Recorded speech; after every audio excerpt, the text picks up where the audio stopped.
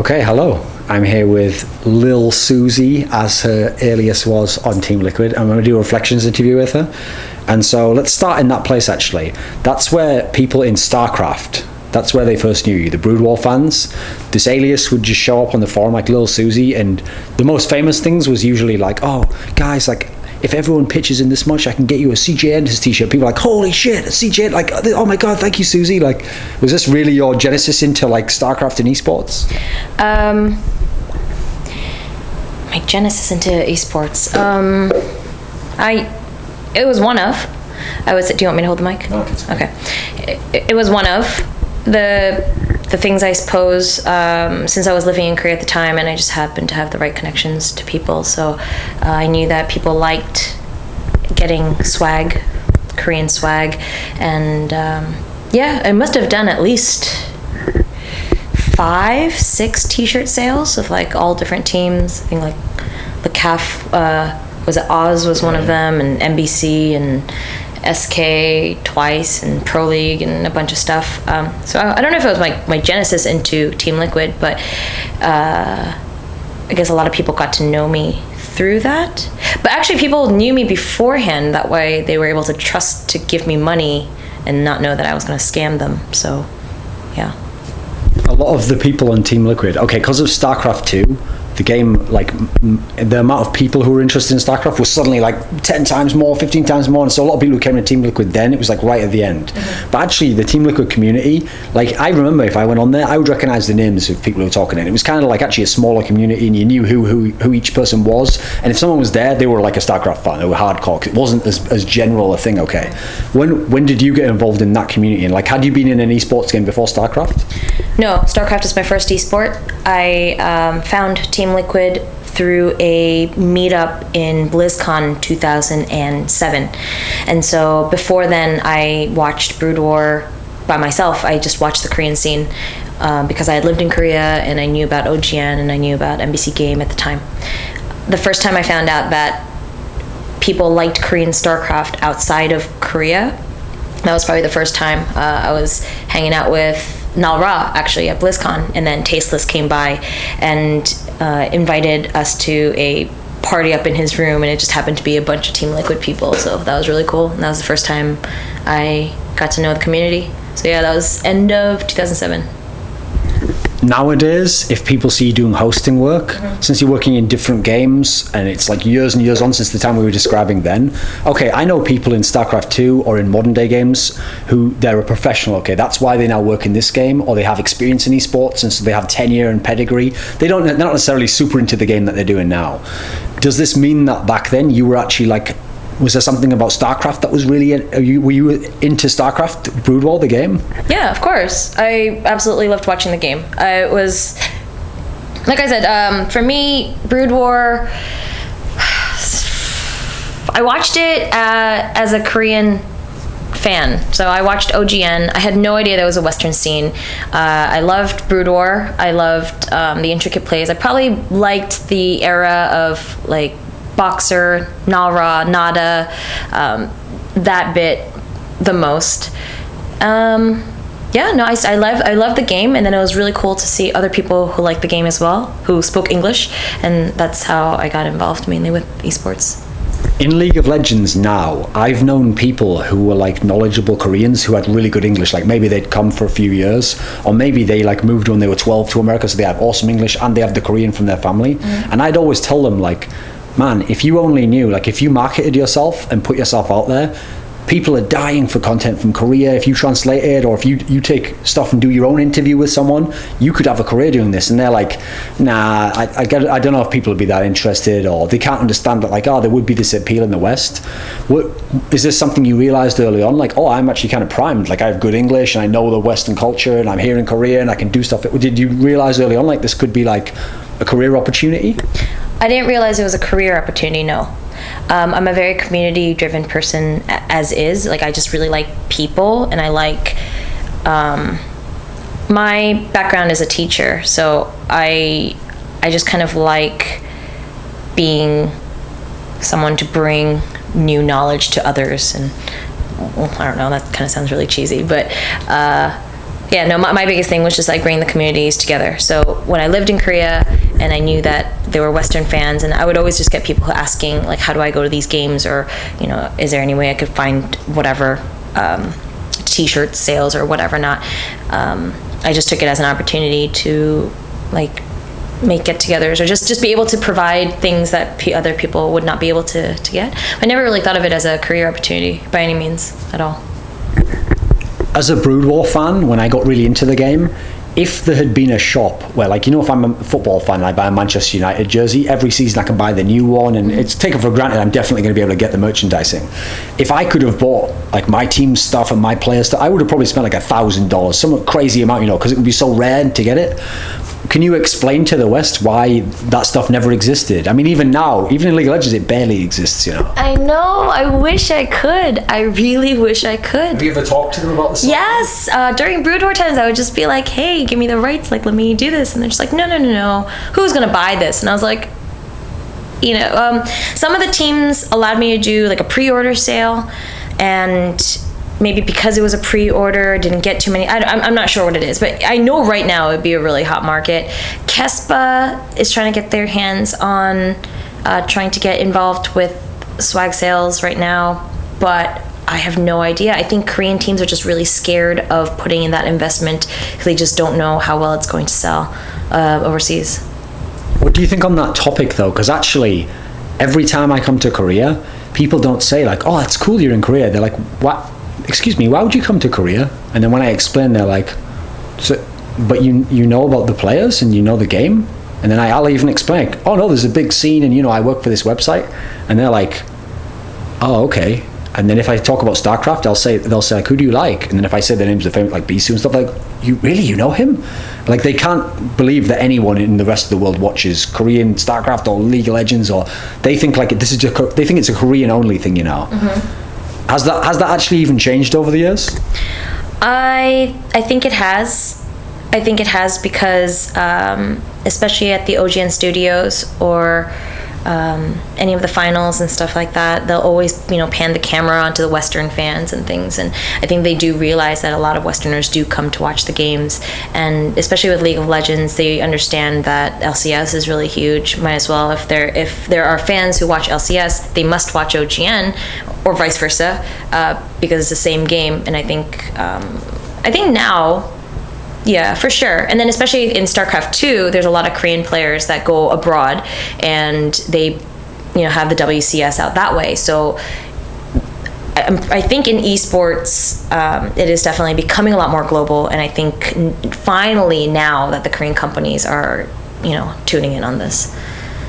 So this will actually surprise anyone who watches this, because, you know, usually the thing is, if there's a girl and she's a presenter and she's an interviewer, it's taken for granted, like, she can't really know that much about the game. Like, maybe she likes it on a fun level and she's into the scene and all that thing. But I've actually seen you do commentary. I've seen, like, there was a few times in the GOM Classic era where you did some commentary with Tasteless, and where you were involved in that side. I mean, that was the time. This is, for anyone watching this, Artosis and Tasteless wasn't a thing then. Artosis was just some guy in America on fucking TeamLiquid. At the time, it was Tasteless and then different people with him, you know, cycling. What was that time like? Did you actually think, like, oh, I might be a professional commentator now? Not at all. So the story with that was Tasteless was here in 2007, and he was asked by GOM to cast GOM Classic Season 1, which he did beautifully, except he was tired because solo casting, I don't know, for any of you guys who've done it before, it's really, really tough. So then come Season 2, I'm having dinner with Nick and the guy who runs GOM, and like I'm friends with some of the people there, and they were just like, oh, Susie, you should do this too. And I said, no, I definitely don't have the knowledge to do it. I can't, you know, analyze anything. Like, I do enjoy the game and I've played before, but there's no way I'm going to be able to cast this. And he was like, no, it's okay. You speak Korean. Just why don't you listen to the Korean casters and mimic them? And, you know, we just need someone to sit there with Nick and have him bounce ideas off of. And after a lot of resistance, I said, fine, I'll do it. So Nick and I ended up casting. I casted Season 2 for GOM Classic. It was tough. It was really, really tough. I know the game to an extent, but I would never call myself an expert by any means whatsoever.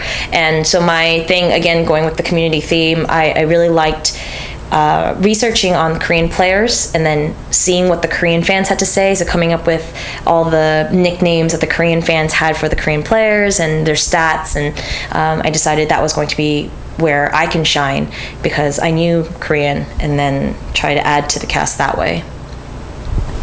When you, like you said, you could in theory watch the Korean cast and listen to how their casters do it.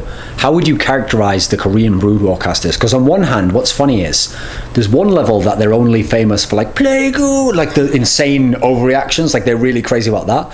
And so someone naively who doesn't know Korean might think, oh, it's just all hype. It's just only play by play. But actually, I watched a VOD where someone had subtitled it and it was insanely in depth and it seemed like they knew all the fucking shit about the new meta. And like, how would you actually characterize it? If you're listening as a Korean viewer, like, is there a sport it's like, or how, you know, what could reference points could you give us, do you think?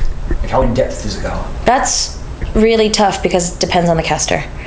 I would say some of the casters or commentators or whoever, are really spot on.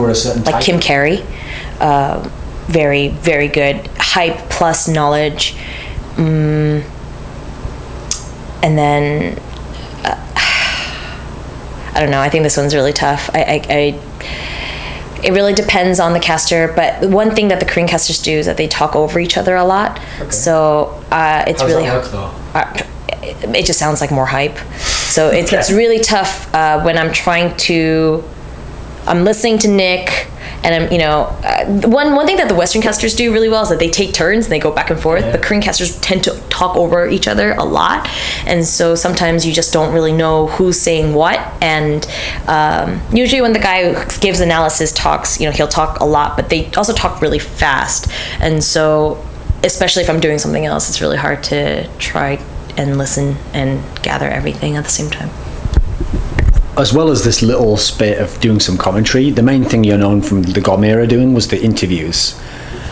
And you used to do interviews with all the players who'd like won in the Classic and the round of 8 and the, you know, going through the tournament. And even back then, I remember like a quality of your interviews was you'd always try and get the, like you'd give like sort of meta commentary as you were doing the interview. Like you'd be doing the interview and you'd say, and he's now saying this, and oh, look at me, so beautiful, it's Bisu or someone, like, and oh, he's such a, and they didn't know what the fuck you were saying, but you were sort of like adding the cultural context in as well as their answer. It wasn't just like, oh, I played well and my opponent was good. Was this always something where you thought of yourself like, oh, I know I can like translate the context to someone in the West as well? Because the thing is, even though someone Korean who speaks really good English, if they've never been to the West, they wouldn't understand what is lost, you know. Again, it's one of those things I've never consciously decided to do. I've translated always for my parents. So I've lived in the States pretty much all my life, and I've translated pretty much all my life. I can stream translate. My Korean to English is usually better than my English to Korean. But yeah, I think context is really important. I think cultural things are really important. And so in an interview, I think interviews are supposed to be fun, and interviews are supposed to be not just the answer, but why a player is giving the answer that he is. And sometimes I felt like, you know, things could be lost in translation, and I didn't want that to happen. So I would give the extra bit to make sure that the listeners would understand why the players were saying things that they did. When people have seen interviews with Koreans, if I read Reddit, they'll reliably inform me that Koreans are faceless robots that don't have any personality and you couldn't get a good answer from them. But what's funny is when I see the Korean interviews by Koreans, like OGN's features, suddenly they transform into like, they're talking shit to each other and it's going back and forth, and they're even sometimes being like a bit harsh with someone. And how do you get a Korean to actually show his personality? And what are people missing in the West when they think it's just like a faceless guy, or they can't connect somehow? What's your sense of it? It's comfort level. Our language is based on, there's a formal, informal language, and depending on how comfortable the player is with the interviewer is what kind of interviews you're going to get. And I guess like people at OGN have been working there for such a long time that the players know who they are, and especially you know, like Cloud Templar, Nal Ra, or any of them, like they act like older brothers to the players. So so yeah, when an older brother figure comes and it's like, hey, let's, talk about this shit, and that they'll do it because they're just like, okay, this is comfortable. Someone completely new comes up to them with a mic and sticks it in their face and says, hey, I want you to talk about this. They're just going to go straight into, I don't know you, I'm just going to give you a very generic answer and be as PC and polite as possible.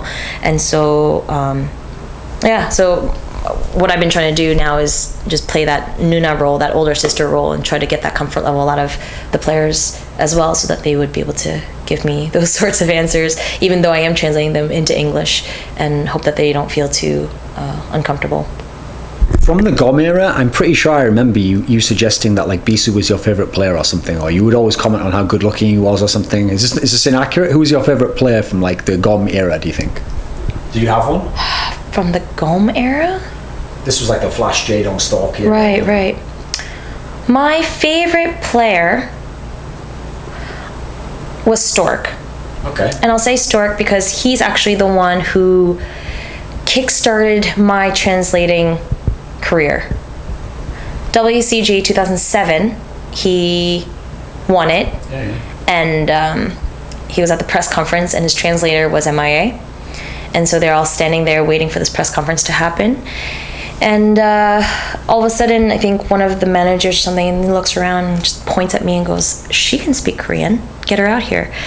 And I sat there going, okay. And at the time, my Korean was even worse than it is now. And I went there, and the first question that was asked was, did you throw games so that you wouldn't place like first in your group or something, because they didn't want to face other Koreans. He did as well, by the way. Oh, he did. Oh, and he answered that he did. Yeah, okay. And he flat out just gave a straightforward answer. He said, yes, actually, I tried to lose to this. And then his coach comes to me and was just like, no, don't translate that. We want you to say he was in bad condition. I'm sitting there going, The interviewer is like, he was in bad condition, and I gave this like falsified answer, and of course the entire community is like, that's the worst translator ever, that's not what he said, blah blah. And I sat there going, guys, this is like the worst possible scenario for me. But he kind of kickstarted me into doing this, and ever since then, every time I see people at events, like the Korean players, they just know, like, oh yeah, you can translate for us, like, and they'll just kind of use me for little things like that. So thanks, Stork.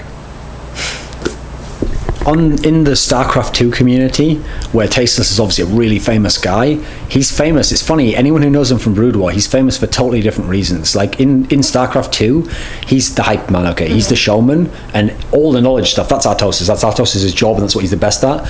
And so people actually think, they characterize Tasteless as, oh, he's the guy where he's sort of like, it's not that he's sold out because he's still in StarCraft 2, but they feel like, okay, he gave up a bit. He just does the showmanship, but the joke is like he lost his passion, like he doesn't really care about StarCraft 2. He maybe loved Brood War, but he's not about StarCraft 2, and he just does his job, and he leaves a space open for Artosis to put in all the knowledge, and then he goes, okay, job done, I'm going home now. And he doesn't watch StarCraft 2 much, and he streams Battletoads or whatever. Whereas I remember with the guy in Brood War who was doing solo casting, he was trying to he had all the knowledge, and he was playing all the time himself, and he was trying to figure out what was going on. How would you, as someone who knew him in those days, what's the difference between the Tasteless then and Tasteless now? What do you understand where this gap needs to be bridged? I don't think there's a gap that needs to be bridged. I think Nick is playing well to the position or the role that he is best suited for. As in, since he had, during GOM times, he didn't have an analysis guy. I mean, he had me, he had Super Daniel Man, he had Jason Lee, and we were all just people he could bounce knowledge off of, and so he had to play that role of analysis. But then once he was paired with Artosis, Artosis is good at the analysis part, and as you know, if you have a cast where it's like two analysis guys just going at it, like it doesn't really, the relationship between Tasteless and Artosis, I think, is what it is now because Nick has taken on that role of the hype man. It's not because he's lost his passion, it's just his passion has been directed in a different way, and they just complement each other very well. And so no, I don't think there's a bridge that needs to be gapped. When you come along and there was a period where you were doing the Brood War stuff and you were in Korea, in the early days of StarCraft 2, that's actually where everyone in Brood War who had some skill that was marketable, etc., that was like the prime time to be there, the beginning of StarCraft 2. If you were like someone like Artosis, that's how you rocketed to fame, was be there right at the beginning, and then you've established yourself. Why is that the one period in time where you just like when you went off the grid, no one knew where the fuck you were? Why not just go all in and Korean StarCraft 2? I told you I'm a teacher by trade. I have always been a teacher for about 7-8 years now, and for me, gaming and esports was a hobby. I never considered it to be a career option at all. I like the game, I like the community, I like doing things for the community, but I didn't expect, or I don't know, I just didn't really see myself doing esports full time. I loved Brood War. I loved Brood War more than StarCraft 2, and so when StarCraft 2 kind of killed the game I loved, I said, I'm done with esports. I could watch it, but there's nothing there for me anymore. And so, yeah, while everyone else kind of jumped on the bandwagon, then I fell off the grid, as you say. So then why reappear? What was the motivation? At what moment did you think like, oh, I should get involved again now? Was it like accidental? Not accidental. I got sick of grading papers. I went to grad school. I went to London for a year just to get a degree in linguistics and teaching English. And when I came back, I taught for a year, and then I said, you know what, I'm done with this. For now, anyway. My teaching degree, luckily, is insurance, just in case esports all goes up in smoke. But I missed the community, and then it was kind of cool to see how things have changed since Brood War time, since when I was more active, and then how it is now. And yeah, I missed it a little bit, and I got my break because there was a visa issue with one of the casters to go to WCG this year, and I was just asked like, hey, do you want to cast Crossfire? And I was like, oh, okay. And so yeah, I got to meet other casters, and when I came back, I kind of just jump started back into esports, I guess, which is kind of cool because if you think about it, then my launch into esports was WCG 2007, and then my launch my launch back into esports again was WCG 2013. But this time, obviously, people now see you're involved in League of Legends as well. League of Legends, people say, okay, this is like the new Brood War, just because of the like phenomenon aspect of like all the people in the PC bangs are playing it, and all the kids are into it, and every kid you can ask him and he knows what the game is. Like it has some of the same qualities. Did you actually already know about League of Legends before you go back into esports? Like, did you realize it had this effect in Korea? Not as big. I knew of League of Legends. It was one of those games I refused to play because I have a really addictive personality, and I knew I would just get sucked in. Yeah, I didn't know how big it was in Korea, really. No, that's a lie. I don't know how to phrase this question, how to answer this.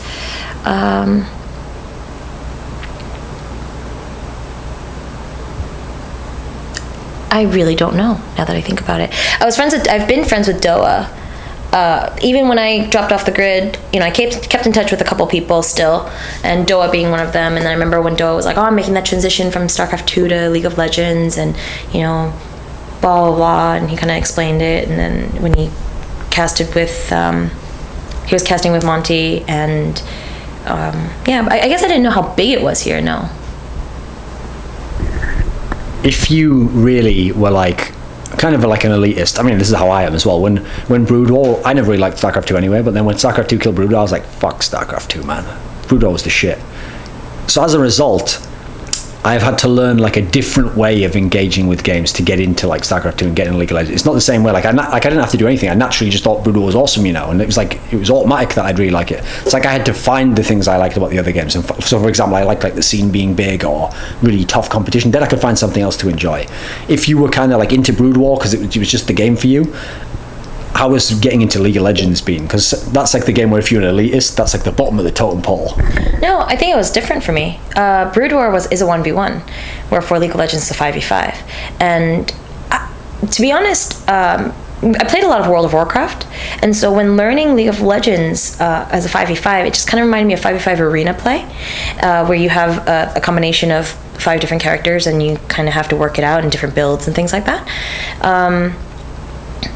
Yeah, that's how I saw it. I was Brood War, and I was also World of Warcraft, and so I was able to link PvP play from World of Warcraft to League of Legends, and I think that's how I was able to get into it. And I really liked seeing like the different builds or the different champions working together aspect of the game. Just for my own interest, whenever I like have an area that I'm interested in, I actually have like my own approach to learning about it, where I'll learn about things around it that then might suggest things. So actually, when I became interested in Brood War and League of Legends in Korea, I actually read books about the history of Korea and the culture of Korea, even though it wasn't technically about esports. And so I found some interesting stuff. But when we find this context now, okay, that you're a woman from Korea, in the past when you worked with the West, it was like more of a loose thing anyway, and the West is quite open to women in terms of having jobs, etc.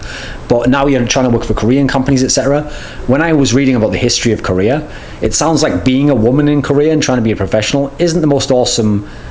It's not the most, it doesn't sync up perfectly, like there's times where you'll be blocked, or it's difficult, or acceptance is different for women than it is for men. What is it actually like in esports, and what is it like actually trying to work for a big company? Because I've seen actually what's weird is a lot of the reporters seem to be women and the photographers seem to be girls. So is it more open in that sense? I think so. I actually think so. I think to be a girl in esports and to succeed in it, you kind of have to have thick skin.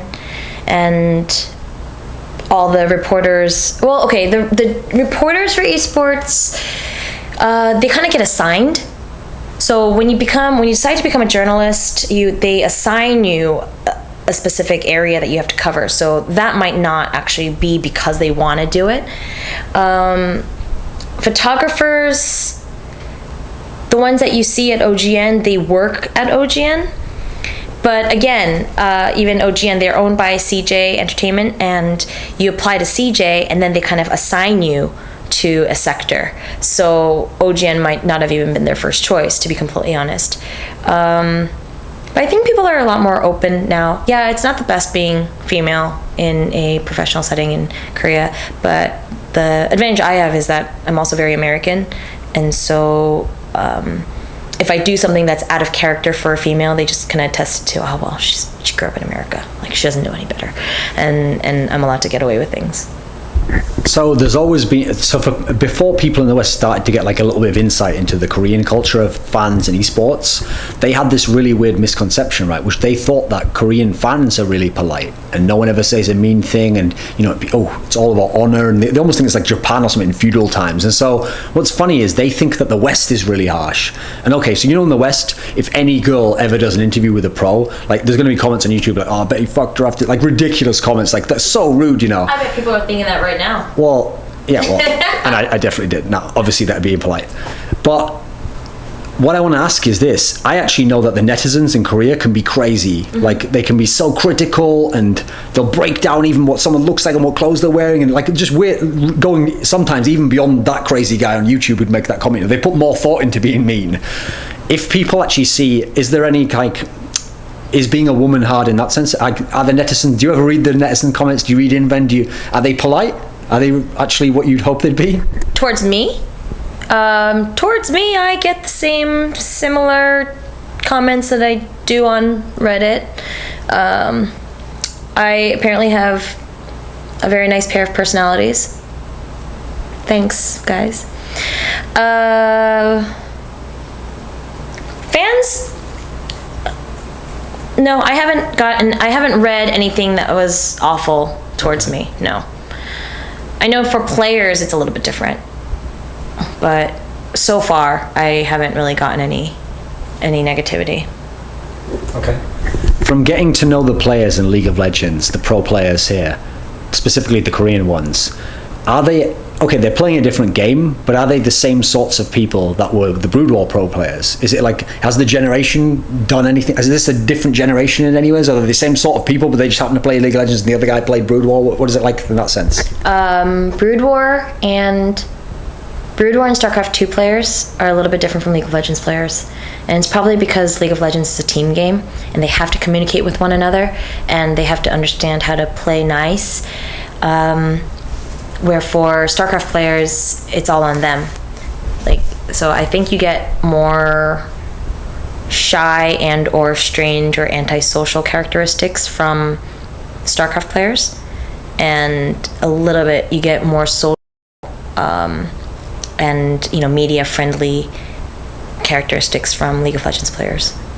From knowing the pros, is there a player out there where just because he hasn't been interviewed by the right person or in the West or whatever, people would think, okay, there's no way he'll have an interesting personality, or there's no way he'll be like funny or something? Is there like a secret hidden player we don't know about, where if he just came forward and did a Western interview, we'd be like, wow, what a personality, but on the surface you wouldn't necessarily guess it? Can you think of someone like that?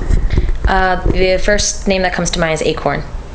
I think given the right circumstance, he would actually come up with some really fun answers in an interview. He's like that day when we interviewed some of the Samsung guys, like he was the kid sitting back and kind of like laughing at Dandy, and just like the comments that he would make, like with him, like he was with Swift, and like they would just make comments about Dandy, and they were kind of joking around, and I realized like it would be a lot of fun. And then there was another time I bumped into Acorn, and he like stops and he gives me a full 90-degree bow, and I was like, what? And he was just like, he looks at Imp, he goes, Imp, you know Susie? Do you know who she is? And he was just like, yeah. He was like, she's famous, man. Like, he'll like give me, he's just really funny. Like, the kid is sarcastic. He's got a lot of swag. And I think if he had a chance to just like sit down and really have an interview, he'd be able to give some fun answers. Okay, since you not only know the players, one of the key things about being in Korea in esports is it's actually a very small pool of foreigners, and so everyone knows Tasteless, Artosis, all the people even across the games know each other because it's such a small group. If I ask you to explain some of them, just how you see them, or something maybe like unique that people wouldn't know if they only saw them on camera, I'll give you a couple of names and you give me something for it. So we'll start with Monte Cristo. I mean, who is that guy? Who is that guy? Wait, what do you want me to say? Just something that people wouldn't know? How you see them, and then maybe give like a little detail that maybe someone wouldn't know. Maybe something surprising, something funny. Monte Cristo is not as pretentious and not as condescending as... It's an act? It's not an act. He's genuine. He's a genuine person, and he'll say things genuinely, but he doesn't do it to be pretentious, basically. He really does believe, like when he says something like, I'm better than you, he really does believe he's better than you. That's not an act. But overall, he hates saying it, but I think he's a really, really nice guy, and yeah, he always like plays it off like he's not. He's like, oh, I'm a big jerk, but he's really not. He's just like big softy. Okay, Chobra. Oh, that guy's just a teddy bear, right? Chobra, he's a sweetheart too, but Chobra, I don't want to say anything like to get myself in trouble. Okay. No. Chobra, Chobra's a lot more stubborn than you would think he is. Chobra is very easygoing on the outside, but he is quite stubborn, and he likes to I can't say this word. Compartmentalize. Yeah. That's the word, right? Mm-hmm. He likes to compartmentalize his life. Okay. And so if he's like pinned you as like an esport friend, then you are just esport friend, and you can't spill over to like college friend or real life friend or something like that, which is kind of odd, but it works for him. Okay, Doa is, I think everyone knows Doa. He's just how he is on camera. He's pretty much the way he is on camera is how he is in real life. He's a big nerd, but he's very proud of it. I'm not making fun of him. But yeah, I think he's an open book. I think just what you see is what you get with Doa. Okay, Artosis. Artosis is also a very genuine character. He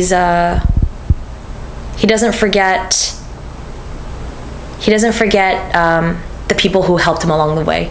He's one of those people who really values friendships, and he really values I guess the history he has with people.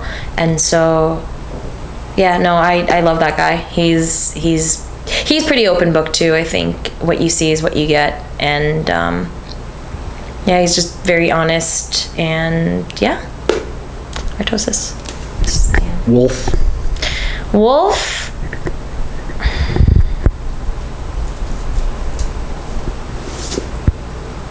I've known Wolf for a really long time. He's like a lost. He's not really a wolf. He's like a lost puppy. Okay.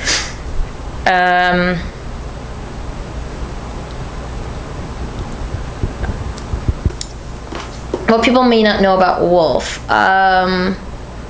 he speaks really good Korean. And I think the reason he speaks really good Korean is so that he could pick up girls while in Korea. Which is fine because he's a young 20-something-year-old guy who is here and, working professional. But yeah, it's really actually kind of cool to see him speak Korean as fluently as he does. It's not even just like a couple of words, that he can have full-out conversations in Korean. So that's kind of cool. So one of the things, like, as I sort of leading off that question there, part of the reason why everyone knows each other is it's such a small community, and then like you have to kind of hang on to the people here, because one will go home and then might not even be replaced, or if he's replaced then you have to get to know a whole new guy, and so the people are friends, okay, in this community. There's a lot of people in the West who would think to themselves, oh, I'd love to go to Korea, or it'd be great to have a job. There's maybe someone who has interview skills, or he could do casting or something, but he's just never really thought it could happen for him, okay? If you had to sell Korea to them now, if you're an esports fan, what would they get out of coming to Korea? What would be cool? What would be unexpected? How would you sell Korea to someone with some skills who we want to convince to come over, What kind of skills? To do what? Interviewer or caster? Go away. No. It's my job. Come over. Wait, you want me to sell Korea? What's good about it? What's cool? Well, Korea's amazing. Korea's amazing. It's super efficient. The cost of living is great. Rent is cheap. Food is cheap. Food is good and cheap. We do have a very niche. Is that the right word? We do have a very close-knit group of casters. We hang out every once in a while. I don't know how else to sell Korea. But if you're gonna come, please come with the idea that you're gonna work really hard, because I've seen a lot of people come and go from this industry, and you can't just come here and be like, oh, well, I'm in Korea, so I'm going to succeed, as in it's just going to be spoon-fed to you. No, I think it's definitely a lot more competitive now, and that's the wrong attitude to have. So if you're going to get out here, then I really hope you do your job and truly put in the work to stay.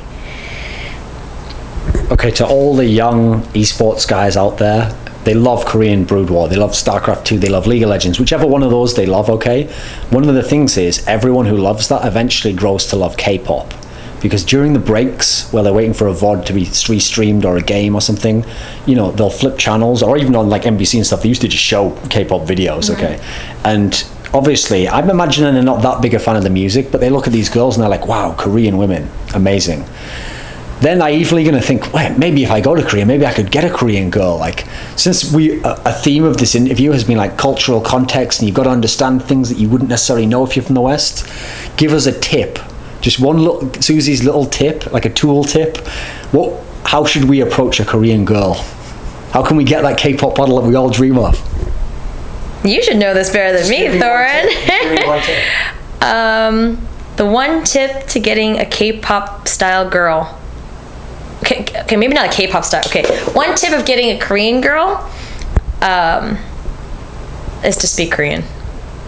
Okay. Is to have like those 2 or 3 phrases that you can say in Korean, and then wow the girl, and then that'll impress them, and they'll giggle, and then from there you like use broken English and Korean, and then you try to communicate. But I noticed it works. It worked for Wolf, but it works. You just have like that 1 or 2 lines, and I don't know, girls just love that. They like eat it up. I have no idea why. Do you have like a final message for people to watch this? Like maybe something about your career, or somewhere where you want to go in terms of esports, or where you think esports should go? Do you have like some grand message for us? My grand message for The world. The world. It is really, okay. If I had to have a grand message for the world or the growth of esports or something, it would just be, oh gosh, I don't know. I mean, I think esports is growing very, very fast, and at some point I feel like the people running it need to like just kind of slow down and just check to make sure that everyone else is following, or just to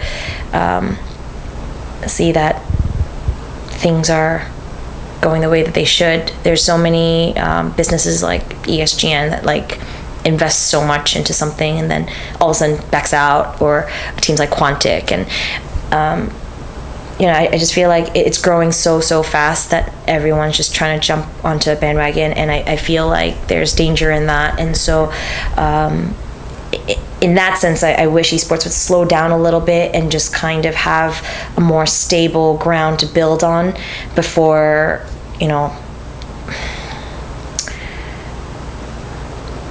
what's the word I'm looking for? My English is faltering. Before I guess pursuing pipe dreams. I don't know. I guess that's before pursuing pipe dreams. As for me, my career, I think I never expected this to be a career. I'm just some girl who liked Brood War. I like the community, and I like being able to bring Korean content to the Western world. It was never an intent where I said, right, I'm going to do this and try to make a whole lot of money out of it. Because if I had, I would have jumped on the bandwagon in StarCraft 2. But now I realize that esports is not all about being elitist. Oh, I only like this game or that game. Esports is so much greater than that. And we could see that with, with TI4. We could see that with Worlds. We could see that with just, Dream, all these different events that are happening.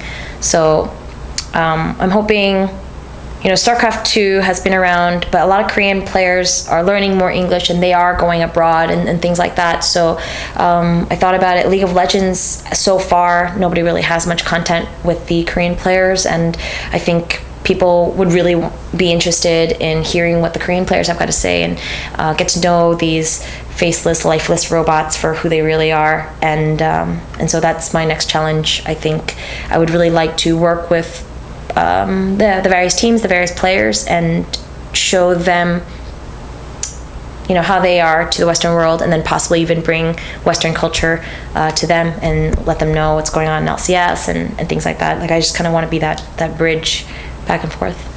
So. Oh, I have one more question that I forgot. I'll edit this further back in the interview. So I asked you to sell like Korea, and then how would you talk to a Korean girl, like giving us some of this info. Since you've come back to esports, it's not just been like Gorman, not just been only Korea. You've gone to like DreamHack. Now you've done some OGN stuff.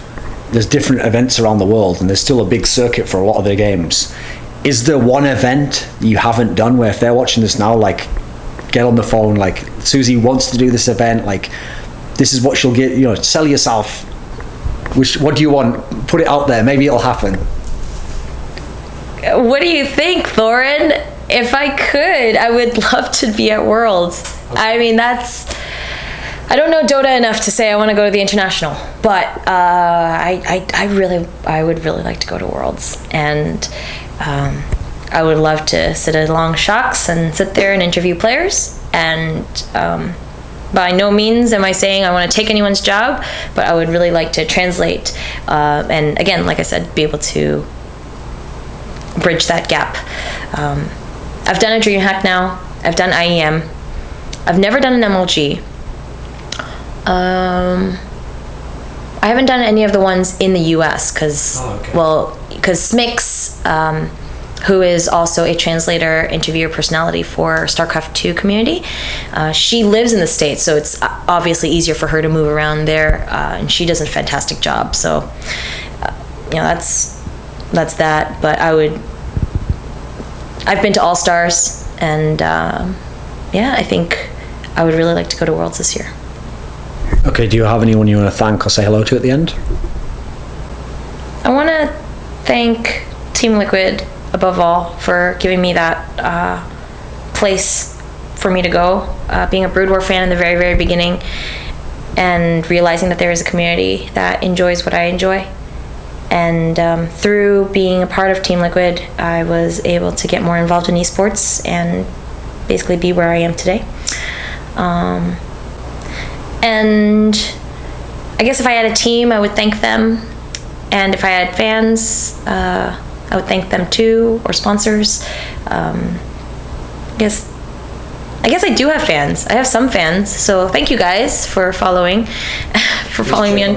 Please cheer for me. I will try to show good pictures on my Twitter, and it's kind of cool. I mean, let me know what you guys want to see and what you would like from the Korean community, and I will try my best to get that for you and show good results. And I will try harder next time. 감사합니다. 감사합니다. Okay.